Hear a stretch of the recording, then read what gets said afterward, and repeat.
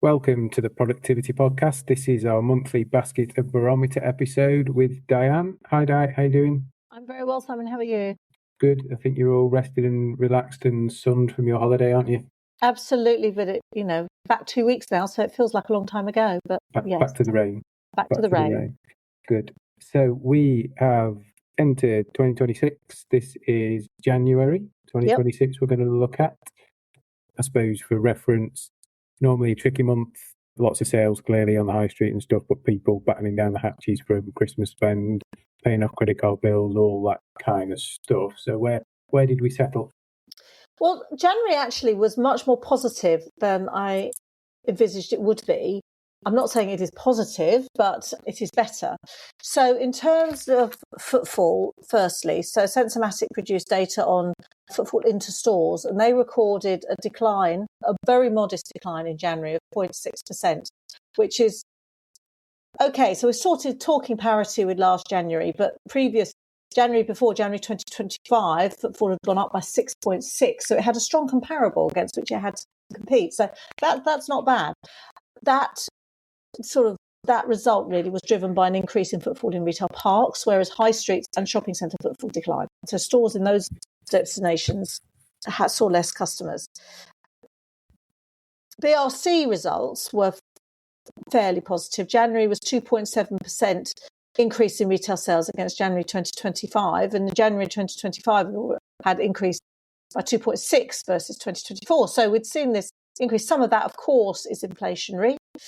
Non-food, the increase was only half that of food, so 1.7% increase versus 3.8% for food, and there is still a higher inflation going on in food, so that is a reflection of the inflation rate.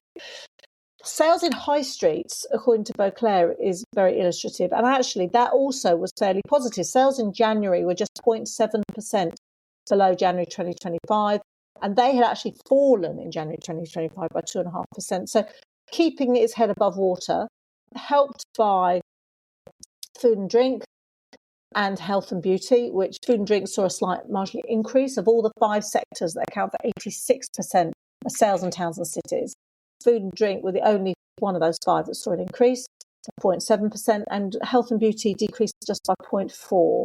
The largest decrease was in general retail, which was 3%, and that encompasses department stores, so a lot of fashion in there, but also some value retailers such as Home Bargains, etc., etc. So not too bad, but those results are predicated on a drop in customers and transactions, but an increase in average transaction value. So we are seeing this characteristic of fewer customers buying and those customers making fewer purchases, with an increase in the average transaction value. Part of that, of course, will be inflation. And part of it, hopefully, will be those who are able to spend money will be spending more money. So, yeah, it's not too bad at all. I felt fairly heartened by January. Having said that, and hopefully I'm not stealing my own thunder here, I was waiting to speak with you because I wanted to grab the latest GfK consumer confidence results.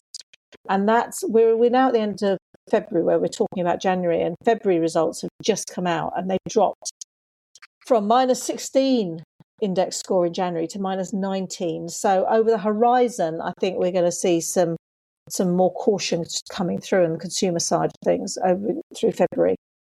So we're nervous then. Consumers are nervous, and actually looking at the economic landscape, the wider economic indicators, you can sort of see why that is. Wage inflation has dipped. It's now around 3%. It was at over 4%. Unemployment's high. All those things make a big difference about how people spend their money. Yeah, unemployment's interesting. I mean, I've got the figures here. So unemployment in the 3 months to December reached 1.9 million, 5.2%. And then there's a graph on the screen, but to kind of talk you through it, it's really interesting because the 16 to 24-year-old bracket, 16% of people unemployed. Yes, very high. Very high among young people. Over 25, 3.6%, and then it kind of stops at about 3% between 35 to 49, 50 to 64, and 65 plus.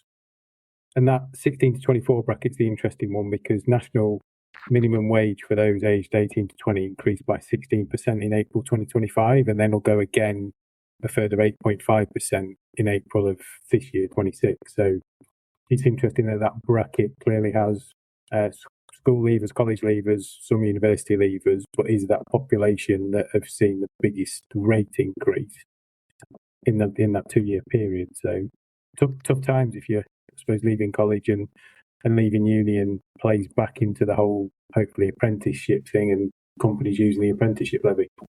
Absolutely, and I do fear that this is a structural shift. This isn't just a temporal shift. People, organisations are investing in automation and AI to offset the costs, the additional operating costs of increased living wage and national insurance, by investing now. And hopefully those sort of low-grade routine tasks that perhaps we all did when we were grads a lot of those will be taken away by AI. And so, looking further down the horizon, that rate of unemployment for young people is quite dangerous, really. It's a real challenge, because those jobs are going to be taken out.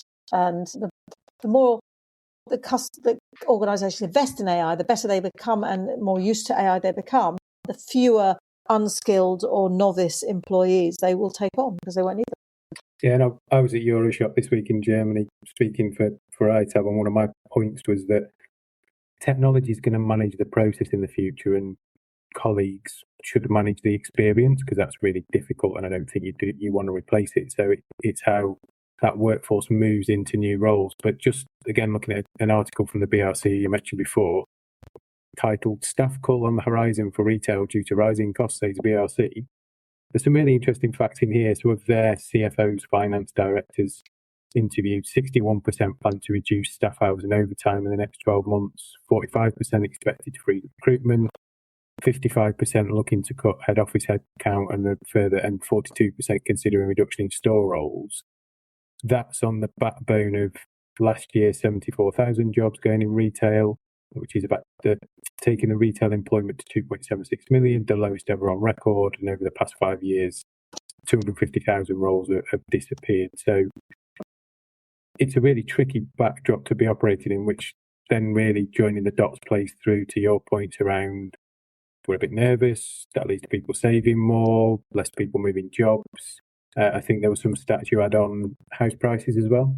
Yeah, I mean, house sales, actually. So not talking just about house prices, but the number of sales of houses has dropped 5% between January and February, in January from December. So that was the first major drop since last summer. And that reflects back through to house prices. But, if people are scared for their job, which we see in the unemployment rate, it's sitting at 5.2, as you say, younger unemployment rate is even higher. If they're worried about losing their job, or they then do lose their job, they are not going to be buying necessarily a new house, because it's just too big a risk. So they'll be staying where they are. Which is interesting, because the government, without getting political, are encouraging a load of new house building and have relaxed all the rules, haven't they? So yes, that doesn't necessarily equate with trying to grow the construction industry. And when we get nervous and we start saving, which areas typically do we draw back on? Oh, well, it's always discretionary spend, isn't it? I mean, we still need to eat, so we'll continue to buy groceries. We may downgrade on those groceries, may go more economic and more basic, but we will still buy food.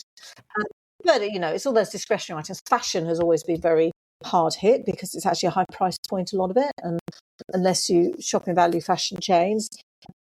But we've seen in January, it's going to be health and beauty, it's going to be hairdressers and gyms and nail bars and all those sorts of things that are lovely to have, but we don't really need them to exist. I mean, also eating out, food and drink, it's expensive. It's, inflation is hitting hard in that sector, because overhead costs are enormous now. So, where we might eat out once or twice a month, we may eat out once every 2 months, and do it in home. So all these areas are touched, and they're all inextricably linked. And people often say to me, oh yes, but interest rates are going down, it's going to be fine. But actually that's that indicator is divorced to many people's life in many ways. Yeah. For a start, it doesn't really help savers because clearly the minute the interest rates drop, savings rates drop. So actually older people have less money coming through in their investments. But, if you're feeling nervous about your job, however low interest rates are, it's very unlikely you're going to give yourself a huge overhead with an increased mortgage, because although it's a low interest rate, it's still much more of an overhead for you as a household. And why would you take that risk?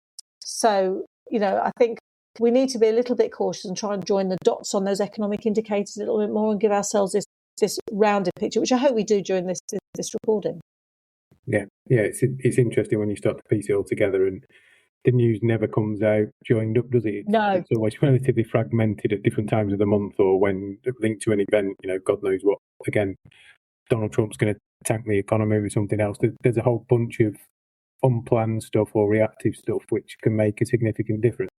Absolutely. And they'll talk about wage increases. They dipped. They're at 3%, but they were at 4.6%. And that's because employers have had to cut back. And that's still about inflation rate. So it's still level with inflation, but it's it's not actually increasing your standard of living. It's just keeping you level.